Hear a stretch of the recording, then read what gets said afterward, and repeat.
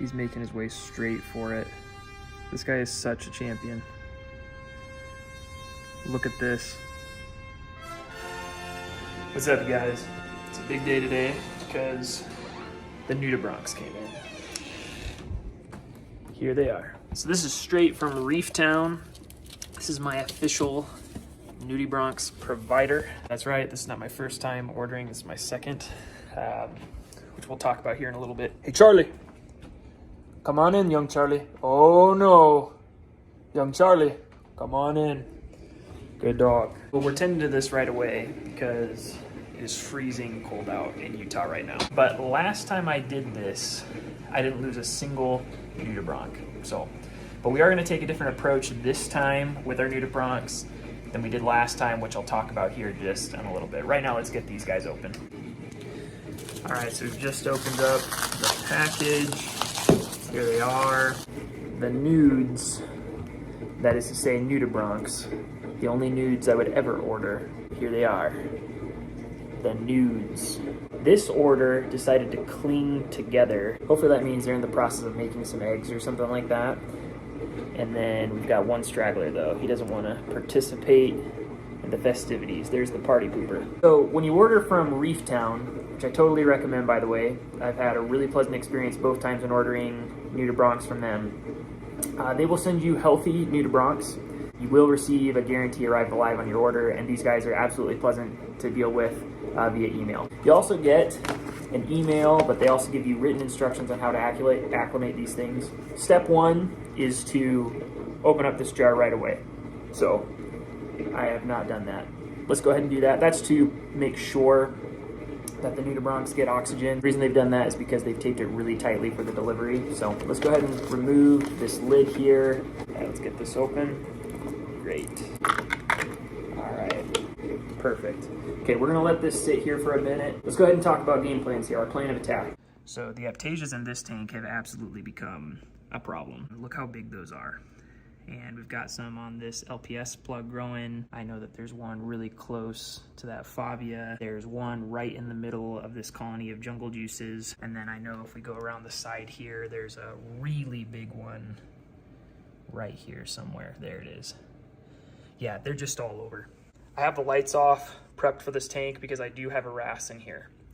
And when you put Bhergias into your tank, it's a really good idea to A, make sure any predator fish are really well fed, but B, it's a good idea to introduce these Bhergias at night.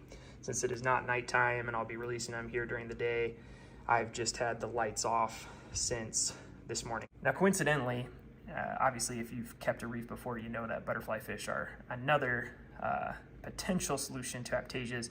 It's never worked for me though, whereas these Bhergias I know will absolutely do the trick. But this is where we will be introducing the Bhergias to the tank. I'm actually going to introduce them right there, just right next to those APTASIAs so that they can have meals for days, because that APTASIA garden there is ruining my Zoa garden, which is coming in so nicely. But there's a nice frag of orange oxides there, which started out as being probably one of the bigger plugs in this entire garden, one of the bigger colonies, and because of the number of APTASIAs here, they have not grown at all. So we need those to come in. We're going to be releasing the Bhergias, and the good news is I see no signs of the 6-line wrasse here. So as I mentioned, this is my second order of Bhergias, and the reason for that, there's a little bit of a story to that. So this tank here actually has no APTASIAs at all in the water column. It's almost suspicious. Like I wonder if there's something in here eating them all, because I've just never seen a tank, especially a tank this size, have no APTASIAs in it, but there are none.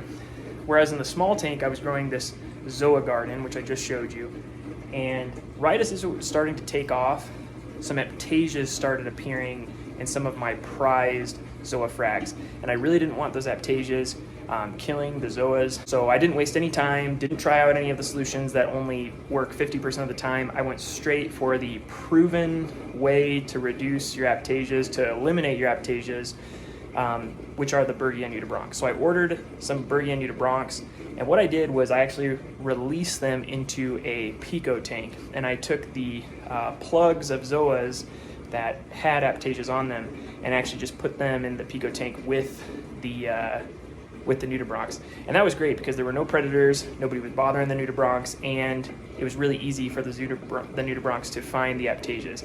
I didn't want to release the Nudibranchs into my small tank, knowing that there was a wrasse in there, also knowing that 40 gallons is a lot of ground to cover, even for 6 medium-sized Nudibranchs. Didn't want to do that, so I ended up bringing the plugs to the Pico tank, and within 3 days, 6 Nudibranchs, maybe it was 5 Nudibranchs, just chowed down those APTASIAs. Absolutely eliminated the problem in 3 days. It was really exciting.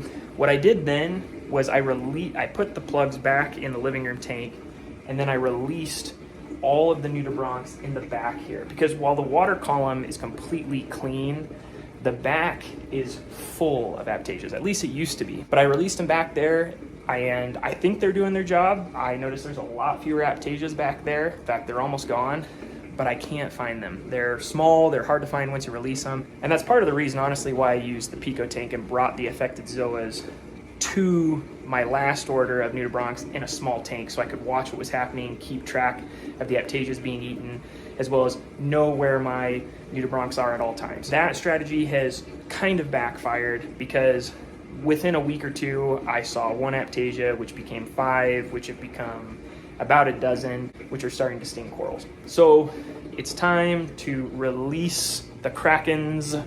It's time to release the Nudibranchs into the living room tank. I'm here to document the whole thing for you. All right, so let's get back to these guys, the stars of the show. So they're starting to come alive, they're crawling around. So what we're gonna do is we're gonna spend the next 30 minutes to an hour slowly acclimate these guys before introducing them to the tank. All right, so it's been 30 minutes. We are going to introduce these guys to the tank. Now, the other instructions that Reef Town gives is not to dump these directly onto APTASIAs, because if you do that, then the APTASIAs can actually eat the Nudibranchs. So, which is a great way to introduce a Nudibranch to your tank, right? Instant death. So we're gonna avoid that. All right, so here we are. This is what I've done. I see that one has already made its way down, the hungriest one. The others remain up here on top, but I trust that by the end of work, these guys will make it to where the APTASIAs are at. So hopefully. So I know what you're thinking. Didn't we just get a package about a week ago? Yes, we did. I did something bad, folks. Real bad.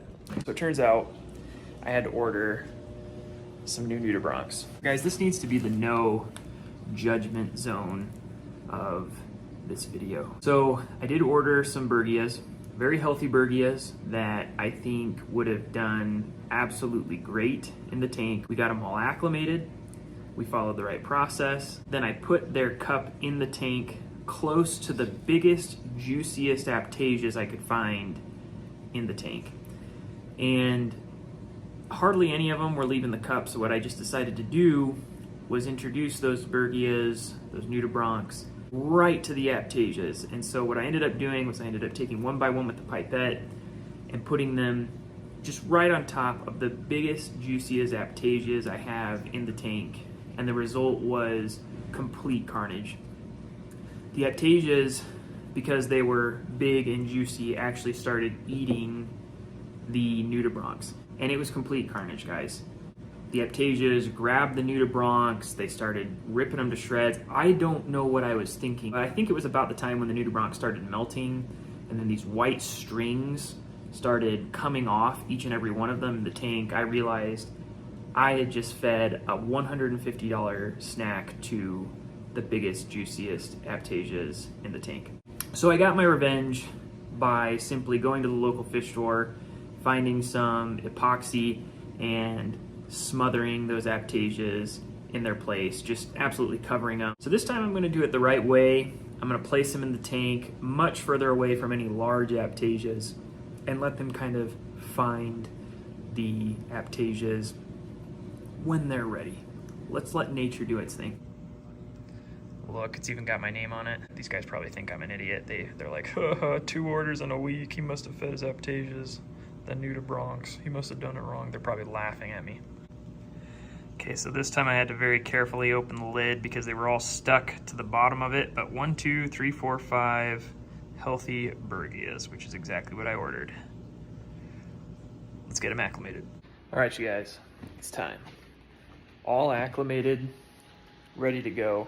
So what I'm gonna do is I'm gonna put the full cup in and kind of let them climb out again. Hopefully they'll climb out this time. There we go. This guy's the boldest one.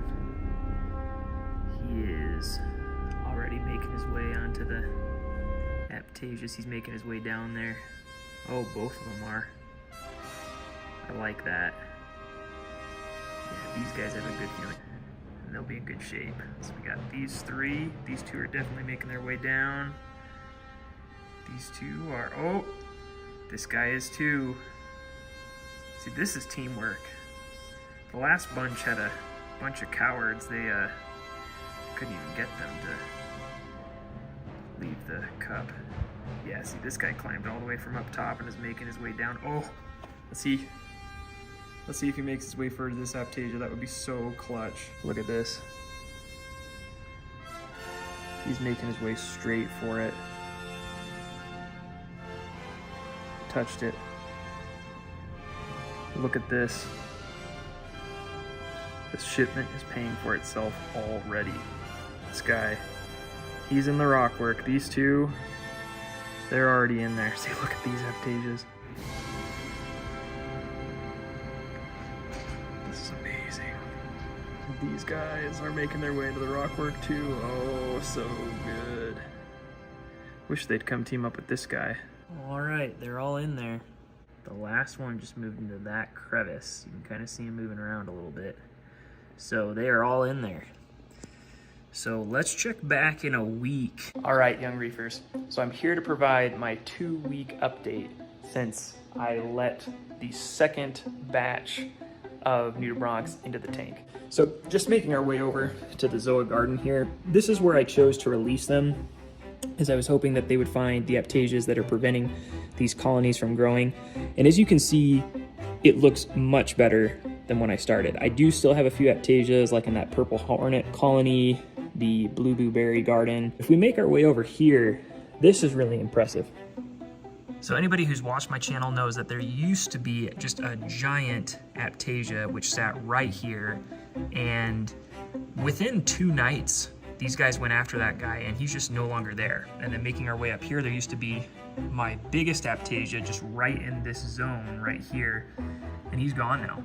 So they left a few little ones, but the biggest APTASIA is gone. So they actually, in about a week, found my largest APTASIA and got rid of that. It's interesting to me because there doesn't really seem to be much method to the madness here as far as what APTASIAs they take out, which is both interesting and frustrating. But most of the APTASIAs in this area, in the sand, on the plugs, on the rock, are just gone now. And when I come down here at night, this is where I usually find them. And every single night, by the way, I'll find at least one, and he's usually right in this area. I've seen up to 4, and they'll actually hang out in this little nook here where they'll actually try to breed and kind of hang out together, and which is really cool. But they do kind of hang out on this side of the tank, which means that in the same 3-week period, my infestation on this side of the tank is not great. You'll notice that the jungle juices are, got tons of neighbors there. And then you'll also notice that my Grandmaster Krakatoas are, pretty upset right now because there's just APTASIAs all around their plug.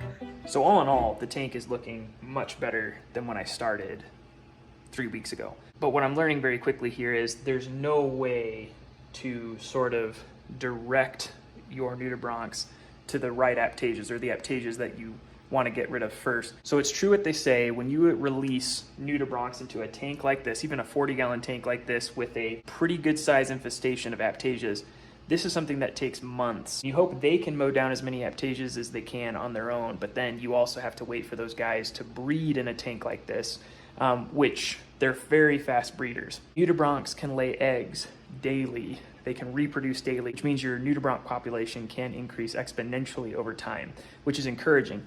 However, when you have a mature tank like this, it turns out you likely have a ton of predators that will not only eat your live nudibranchs, but will also go after your eggs. So I have one 6-line wrasse in here who doesn't really do much hunting at night, which is why my nudibranchs can do a lot of damage at night. But I also have tons of amphipods, and it turns out amphipods will eat the eggs. So I'm not even sure if any of my eggs have hatched.